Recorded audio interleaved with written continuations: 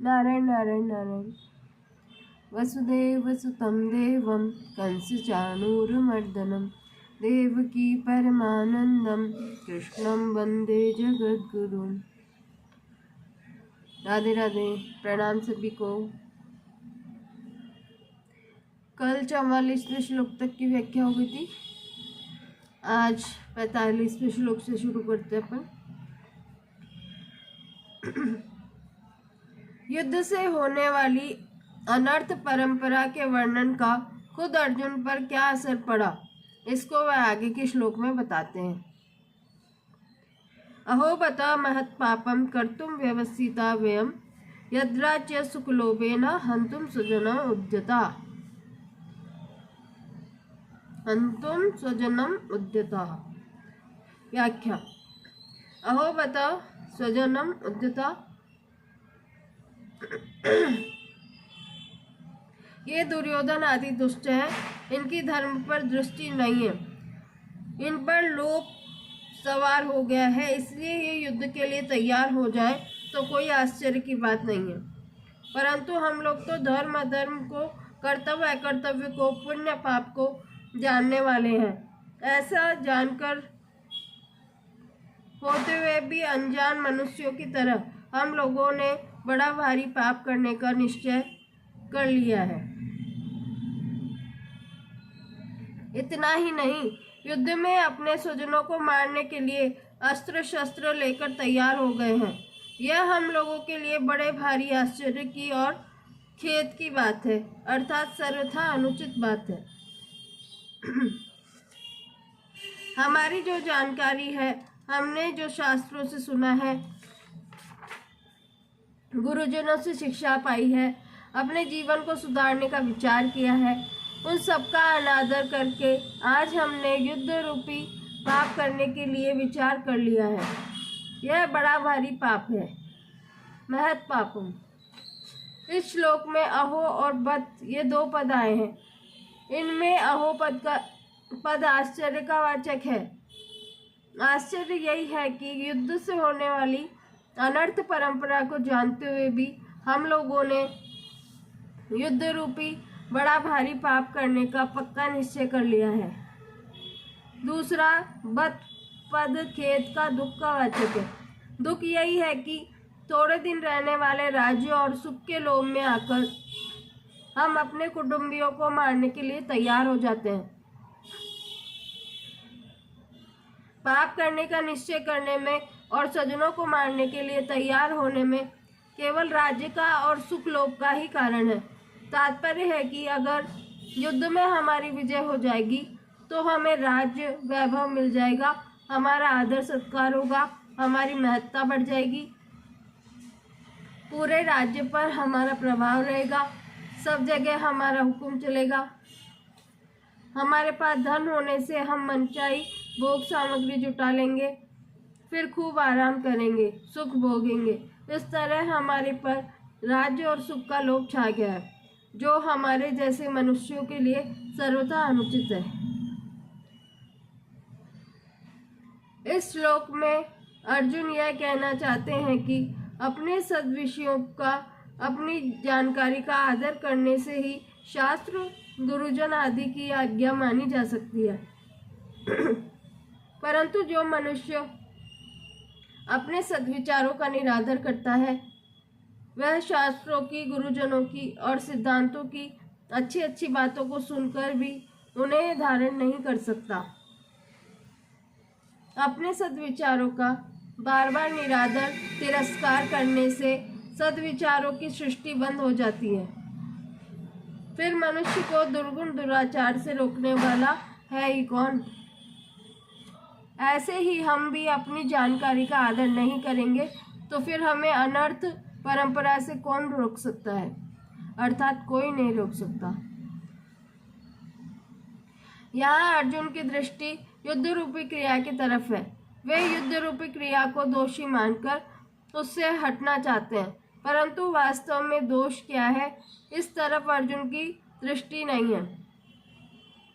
युद्ध में कौटुंबिक मोह, स्वार्थ भाव, कामना ही दोष है, पर इधर दृष्टि न जाने के कारण अर्जुन यहाँ आश्चर्य और खेद प्रकट कर रहे हैं, जो कि वास्तव में किसी भी विचारशील धर्मात्मा शूरवीर क्षत्रिय के लिए उचित नहीं है।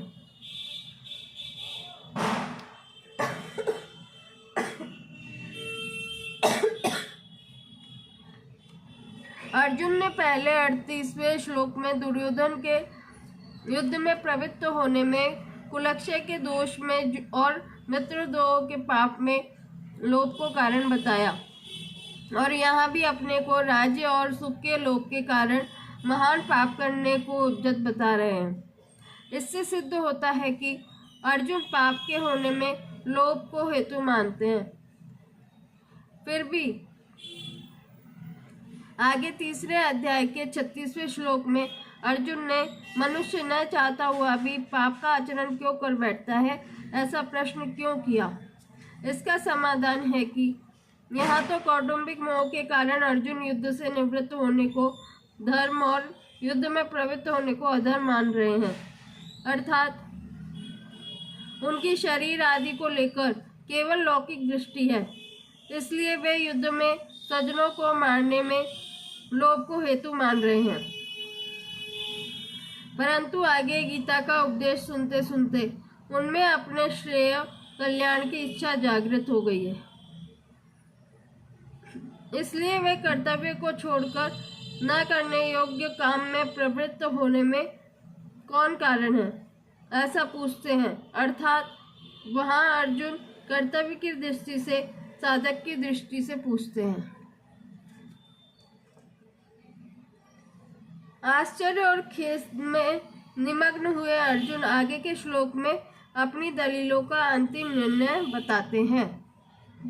यदि मामा प्रतीकार मैं शस्त्रम शस्त्रपाणय धातराष्ट्रारणे हन्युष तन्मे क्षेमतरम भवेत्। श्लोक का अर्थ, अगर ये हाथों में शस्त्र अस्त्र लिए हुए धृतराष्ट्र के पक्षपाती लोग युद्ध भूमि में सामना न करने वाले तथा शस्त्र रहित मुझे मार भी दे तो वह मेरे लिए बड़ा ही हितकारक होगा। व्याख्या, यदि माम डैश क्षेमतरम भवेत्। व्याख्या, यदि माम क्षेमतरम भवेत्। अर्जुन कहते हैं कि अगर मैं युद्ध से सर्वथा निवृत्त हो जाऊंगा तो शायद ये दुर्योधन आदि भी युद्ध से निवृत्त हो जाएंगे, कारण कि हम कुछ चाहेंगे ही नहीं, लड़ेंगे भी नहीं, तो फिर ये लोग युद्ध करेंगे ही क्यों। परंतु कदाचित जोश में भरे हुए तथा हाथों में शस्त्र धारण किए हुए ये धृतराष्ट्र के पक्षपाती लोग सदा के लिए हमारे रास्ते का कांटा निकल जाए, बैरी समाप्त हो जाए, ऐसा विचार करके सामना न करने वाले तथा शास्त्र रहित मेरे को मार भी दे तो उनका वह मारना मेरे लिए हितकारक ही होगा, कारण कि मैंने युद्ध में गुरुजनों को मारकर बड़ा भारी पाप करने का जो निश्चय किया था, उस निश्चय रूप पाप का प्रायश्चित हो जाएगा। उस पाप से मैं शुद्ध हो जाऊंगा। तात्पर्य है कि मैं युद्ध नहीं करूंगा तो मैं भी पाप से बचूंगा और मेरे कुल का भी नाश नहीं होगा। जो मनुष्य अपने लिए जिस किसी विषय का वर्णन करता है उस विषय का उसके स्वयं पर असर पड़ता है। अर्जुन से भी जब शोकाविष्ट होकर 28वें श्लोक से बोलना आरंभ किया तब वे उतने शोकाविष्ट नहीं थे जितने वो अब शोकाविष्ट हैं। पहले अर्जुन युद्ध से उपरत नहीं हुए, पर शोकाविष्ट होकर बोलते बोलते अंत में वे युद्ध से उपरत हो जाते हैं और बाण सहित धनुष का त्याग करके बैठ जाते हैं। भगवान ने यह सोचा कि अर्जुन के बोलने का वेग निकल जाए तो मैं बोलूं, अर्थात बोलने से अर्जुन का शोक बाहर आ जाए, भीतर में कोई शोक बाकी न रहे, तभी मेरे वचनों का उस पर असर होगा। अतः भगवान बीच में कुछ नहीं बोले। विशेष बात, अब तक अर्जुन ने अपने को धर्मात्मा मानकर युद्ध से निवृत्त होने में जितनी दलीलें युक्तियां दी हैं, संसार में रचे पचे लोग अर्जुन की उन दलीलों को ही ठीक समझेंगे और आगे भगवान अर्जुन को बातें समझाएंगे, उनको ठीक नहीं समझेंगे। इसका कारण यह है कि जो मनुष्य जिस स्थिति में है उस स्थिति की, उस श्रेणी की बात को ही वे ठीक समझते हैं। उससे ऊंची श्रेणी की बात वे समझ ही नहीं सकते। अर्जुन के भीतर कौटुंबिक मोह है और उस मोह से आविष्ट होकर ही वे धर्म की, साधुता की बड़ी अच्छी अच्छी बातें कह रहे हैं। अतः जिन लोगों के भीतर कौटुंबिक मोह है उन लोगों को ही अर्जुन की बातें ठीक लगेगी, परंतु भगवान की दृष्टि जीव के कल्याण की तरफ है कि उसका कल्याण कैसे हो। भगवान की इस ऊंची श्रेणी की दृष्टि वे लौकिक दृष्टि वाले लोग समझ ही नहीं सकते। अतः वे भगवान की बातों को ठीक नहीं मानेंगे, प्रत्युत ऐसा मानेंगे कि अर्जुन के लिए युद्ध रूपी पाप से बचना बहुत ठीक था, पर भगवान ने उनको युद्ध में लगाकर ठीक नहीं किया। ऐसा तो अपन अपने आम जीवन में भी देखते हैं। कुछ भी गलत हो जाता है तो सबसे पहले दोष ठाकुर जी को ही देते हैं। अरे भगवान, ये क्या कर दिया आपने, हम ही मिले थे क्या आपको ये सब करने के लिए, संसार में इतने लोग हैं उनके साथ कर देते। ये सब भावनाएं रहती हैं। पर जब उसका एंड कई वर्षों बाद जब वो बात तब समझ में आती है जब उसके विपरीत हमें प्रसन्नता प्राप्त होती है। तब सोचते हैं अरे हाँ, बिल्कुल सही किया था ठाकुर जी ने उस टाइम, बढ़िया है ये काम नहीं हुआ, अब उससे अच्छा, ज़्यादा अच्छा फल हमें मिला है। इसलिए ठाकुर जी जो करते हैं, जैसा करते हैं, सदा अच्छा ही अच्छा करते हैं। बुरा उनके पास है ही नहीं तो करेंगे कैसे।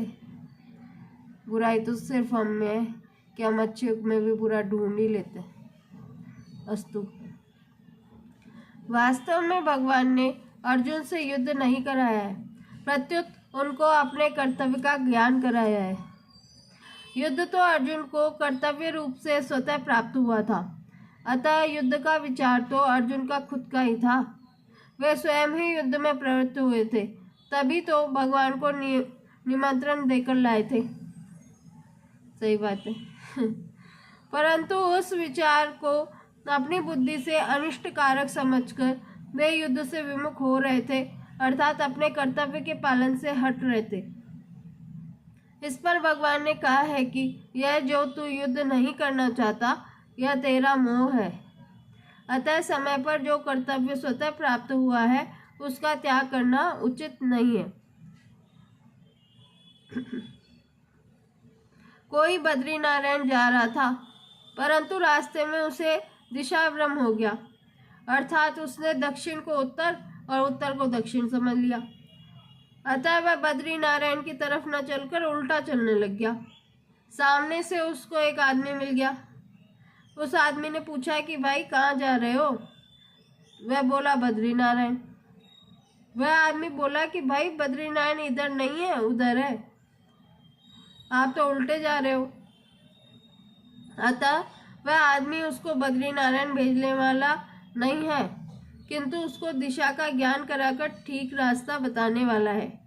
ऐसे ही भगवान ने अर्जुन को अपने कर्तव्य का ज्ञान कराया है, युद्ध नहीं कराया। सज्जनों को देखने से अर्जुन के मन में यह बात आई थी कि मैं युद्ध नहीं करूंगा, न युद्ध से। पर भगवान का उपदेश सुनने पर अर्जुन ने ऐसा नहीं कहा कि मैं युद्ध नहीं करूंगा, किंतु ऐसा कहा कि मैं आपकी आज्ञा का पालन करूंगा। करिष्ये वचनम तव, अर्थात अपने कर्तव्य का पालन करूंगा। अर्जुन के इन वचनों से यही सिद्ध होता है कि भगवान ने अर्जुन को अपने कर्तव्य का ज्ञान कराया है। वास्तव में युद्ध होना अवश्यंभावी था, क्योंकि सबकी आयु समाप्त हो चुकी थी। इसको कोई भी टाल नहीं सकता था। स्वयं भगवान ने विश्व रूप दर्शन के समय अर्जुन से कहा है कि मैं बढ़ा हुआ काल हूँ और सबका संहार करने के लिए यहाँ आया हूँ। अतः तेरे युद्ध किए बिना ही ये विपक्ष में खड़े योद्धा लोग बचेंगे नहीं। इसलिए यह नरसंहार अवश्यंभावी होनहार ही था। यह नरसंहार अर्जुन युद्ध न करते तो भी होता ही। अगर अर्जुन युद्ध नहीं करते तो जिन्होंने माँ की आज्ञा द्रौपदी के साथ अपने सहित 5 भाइयों का विवाह करना स्वीकार कर लिया था, वे युधिष्ठिर तो माँ की युद्ध करने की आज्ञा से युद्ध अवश्य करते ही। भीमसेन भी युद्ध से कभी पीछे नहीं हटते, क्योंकि उन्होंने कौरवों को मारने की प्रतिज्ञा कर रखी थी। द्रौपदी ने तो यहाँ तक कह दिया था कि अगर मेरे पति कौरवों से युद्ध नहीं करेंगे तो मैं मेरे पिता द्रुपद, भाई धृष्टद्युम्न और मेरे 5 पुत्र तथा अभिमन्यु कौरवों से युद्ध करेंगे। इस तरह ऐसे कई कारण थे जिससे युद्ध को टालना संभव नहीं था। होनहार को रोकना मनुष्य के हाथ की बात नहीं है, परंतु अपने कर्तव्य का पालन करके मनुष्य अपना उद्धार कर सकता है और कर्तव्यच्युत होकर अपना पतन कर सकता है। तात्पर्य है कि मनुष्य अपना इष्ट अनिष्ट करने में स्वतंत्र है। इसलिए भगवान ने अर्जुन को कर्तव्य का ज्ञान कराकर मनुष्य मात्र को उपदेश दिया है कि उसे शास्त्र की आज्ञा के अनुसार अपने कर्तव्य के पालन में तत्पर रहना चाहिए, उससे कभी च्युत नहीं होना चाहिए। पूर्व श्लोक में अर्जुन ने अपनी दलीलों का निर्णय सुना दिया। उसके बाद अर्जुन ने क्या किया, इसको संजय आगे के श्लोक में बताते हैं। संजय उवाच एवं मुक्त्वा अर्जुनः संख्ये रथोपस्थ उपाविशत् विसृज्य शशरं चापं शोक संविघ्नमानस। अर्थ, संजय बोले, ऐसा कहकर शोकाकुल मन वाले अर्जुन बाण सहित धनुष का त्याग करके युद्ध भूमि में रथ के मध्य भाग में बैठ गया। व्याख्या, एवं उक्त्वा अर्जुना शोक संविघ्न मानस। युद्ध करना संपूर्ण अन्यायों का मूल है। युद्ध करने से यहाँ कुटुंबियों का नाश होगा, परलोक में नरकों की प्राप्ति होगी आदि बातों को युक्ति और प्रमाण से कहकर शोक से अत्यंत व्याकुल मरने वाले अर्जुन ने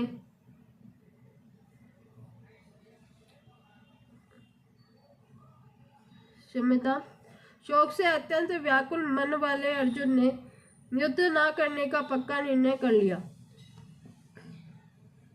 जिस रणभूमि में वे हाथ में धनुष लेकर उत्साह के साथ आए थे, उसी रणभूमि में उन्होंने अपने बाएं हाथ से गांडीव धनुष को और दाएं हाथ से बाण को नीचे रख दिया और स्वयं रथ के मध्य भाग में अर्थात दोनों सेनाओं को देखने के लिए जहां पर खड़े थे वहां पर ही शोक मुद्रा में बैठ गए। अर्जुन की ऐसी शोकाकुल अवस्था होने में मुख्य कारण है भगवान का भीष्म और द्रोण के सामने रथ खड़ा करके अर्जुन से कुरुवंशियों को देखने के लिए कहना और उनको देखकर अर्जुन के भीतर छिपे हुए मोह का जागृत होना। मोह के जागृत होने पर अर्जुन कहते हैं कि युद्ध में हमारे कुटुंबी मारे जाएंगे। कुटुंबियों का मरना ही बड़े नुकसान की बात है। दुर्योधन आदि तो लोभ के कारण इस नुकसान की तरफ नहीं देख रहे हैं, परंतु युद्ध में कितनी अनर्थ परंपरा चल पड़ेगी, इस तरफ ध्यान देकर हम लोगों को ऐसे पाप से निवृत्त तो होना ही चाहिए। हम लोग राज्य और सुख के लोभ से कुल का संहार करने के लिए रणभूमि में खड़े हो गए हैं। यह हमने बड़ी भारी गलती की। अतः युद्ध न करते हुए शस्त्र रहित मेरे को यदि सामने खड़े हुए योद्धा लोग मार भी दें तो उससे मेरा हित ही होगा। इस तरह अंतःकरण में मोह छा जाने के कारण अर्जुन युद्ध से उपरत होने में एवं अपने मर जाने में भी हित देखते हैं और अंत में उसी मोह के कारण बाण सहित धनुष का त्याग करके विषाद मग्न होकर बैठ जाते हैं। यह मोह की महिमा ही है कि अर्जुन धनुष उठाकर युद्ध के लिए तैयार हो रहे थे, वही अर्जुन धनुष को नीचे रखकर शोक से अत्यंत व्याकुल हो रहे हैं।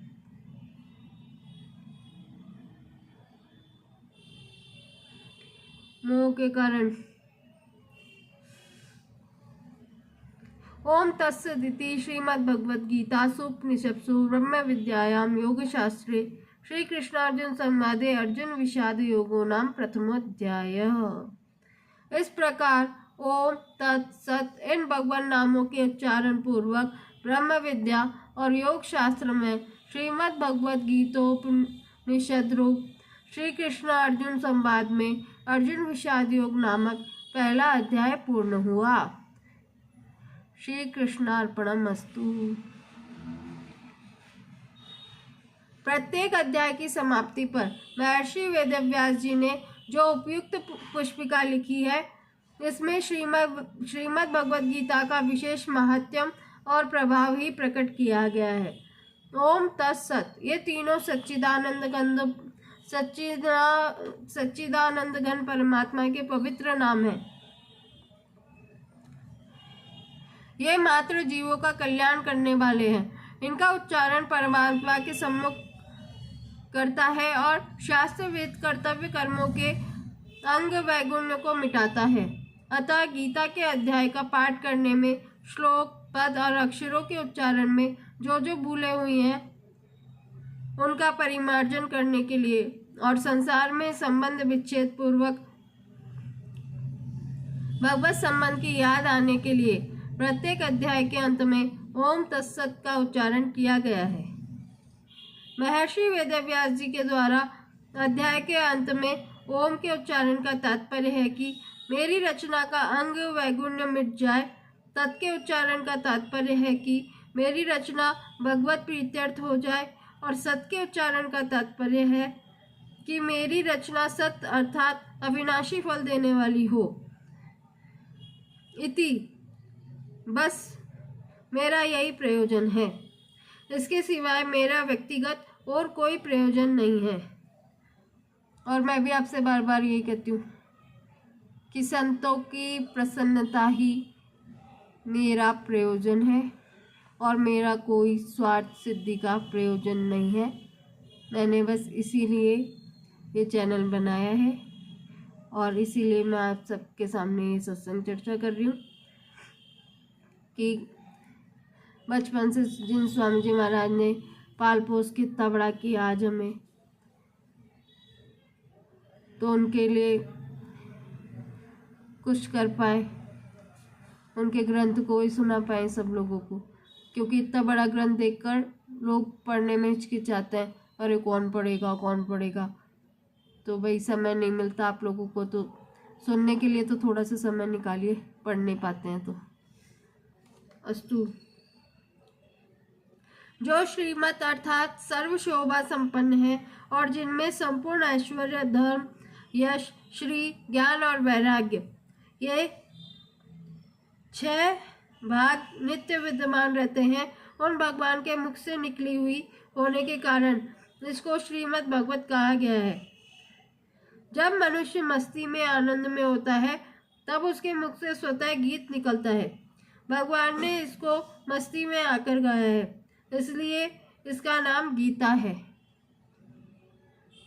यद्यपि संस्कृत व्याकरण के नियमानुसार इसका नाम गीतम होना चाहिए था, तथापि उपनिषद स्वरूप होने से स्त्रीलिंग शब्द गीता का प्रयोग किया गया है। इसमें संपूर्ण उपनिषदों का सार तत्व संग्रहित है और यह स्वयं भी भगवत वाणी होने से उपनिषद स्वरूप है, इसलिए इसे उपनिषद कहा गया है। वर्ण, आश्रम, संप्रदाय आदि का आग्रह न रखकर प्राणी मात्र का कल्याण करने वाली सर्वश्रेष्ठ विद्या होने के कारण इसका नाम ब्रह्म विद्या है। इस ब्रह्म विद्या स्वरूप गीता में कर्मयोग, ज्ञान योग, ध्यान योग, भक्ति योग आदि योग साधनों की शिक्षा दी गई है, जिससे साधकों को परमात्मा के साथ अपने नित्य संबंध का अनुभव हो जाए। इसलिए इसे योग शास्त्र कहा गया है। यह साक्षात पुरुषोत्तम भगवान श्री कृष्ण और भक्त प्रवर अर्जुन का संवाद है। अर्जुन ने निसंकोच भाव से बातें पूछी है और भगवान ने उदारता पूर्वक उनका उत्तर दिया है। इन दोनों के ही भाव इसमें हैं। अतः इन दोनों के नाम से इस गीता शास्त्र की विशेष महिमा होने के कारण इसे श्री कृष्ण अर्जुन संवाद नाम से कहा गया है। इस पहले अध्याय में अर्जुन के विषाद का वर्णन है।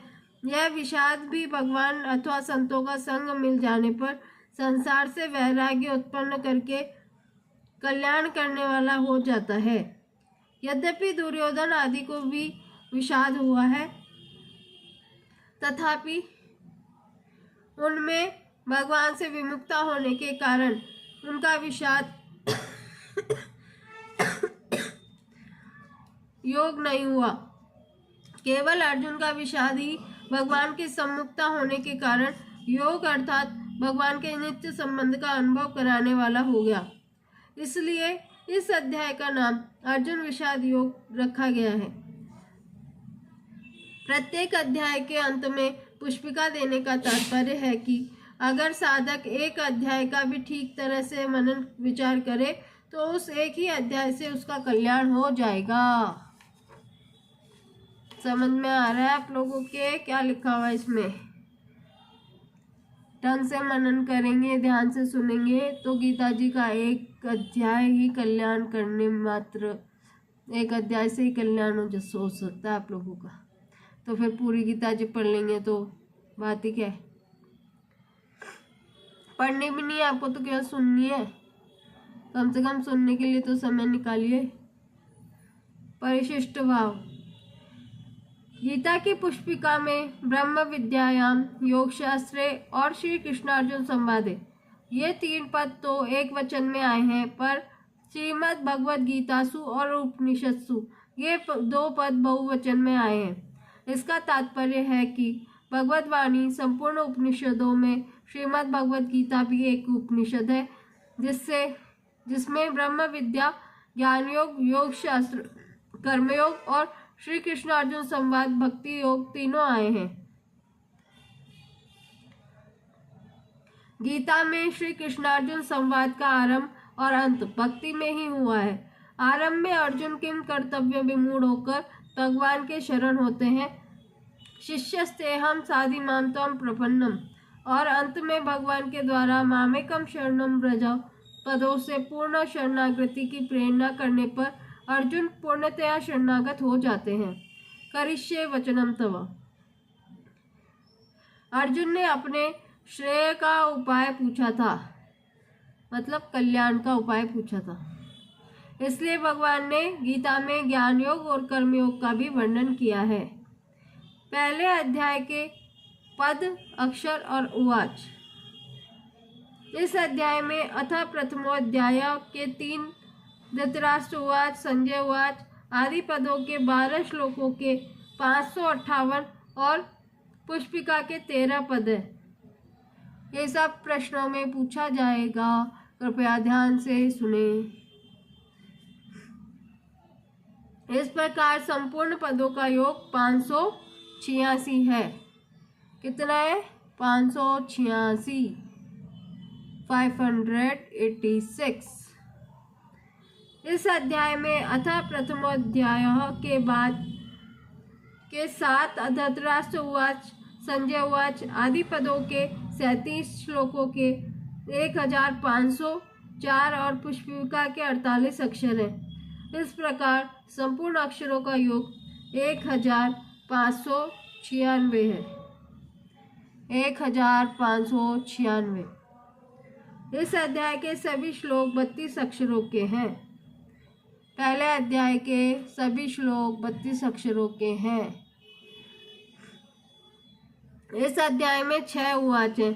1 धृतराष्ट्र उवाच, 3 संजय उवाच और 2 अर्जुन उवाच। पहले अध्याय में प्रयुक्त छंद। इस अध्याय के 47 श्लोकों में से 5वें और 33वें श्लोक के प्रथम चरण में तथा 43वें श्लोक के तृतीय चरण में रगण प्रयुक्त होने से र विपुला और 25वें श्लोक के प्रथम चरण में तथा 9वें श्लोक के तृतीय चरण में नगण प्रयुक्त होने से न विपुला संज्ञा वाले छंद है। शेष 42 श्लोक ठीक पथ्या वक्त्र अनुष्टुप छंद के लक्षणों से युक्त हैं। श्री कृष्णार्पणमस्तु। आज अपन ने पहला अध्याय पूर्ण कर लिया है ठाकुर जी की कृपा से, और कृपा ठाकुर जी की ऐसी ही बने रहे। कल से दूसरे अध्याय का आरंभ करेंगे और देखते ही देखते एक दिन ये गीता जी पूर्ण, तो क्या ठाकुर जी की वाणी है, जितना सुने उतना ही अच्छा है, पर विश्राम तक पहुँचेगी ज़रूर। ऐसा आप सब आशीर्वाद दीजिए मुझे। वैसे भी 1 महीने से खांसी जुकाम इतना ज़्यादा हो रहा है कि दवा लेने से भी ठीक नहीं हो पा रहा है, लेकिन नियमितता एक सेवा है, इसलिए तबीयत खराब होने के कारण भी नियमित बने रहना बहुत ज़रूरी है। और बस जल्दी से जल्दी या तो ये ठीक हो जाए या फिर ठाकुर जी शक्ति दे कि जैसी हालत है उसी में मैं छोड़ूं नहीं, बस पढ़ती रहूं, सुनाती रहूं आप लोगों को। धन्यवाद। आप सबका प्रेम आशीर्वाद ऐसे ही बना रहे। कल नए अध्याय के साथ मिलेंगे हम। तब तक के लिए राधे राधे, प्रणाम सभी को।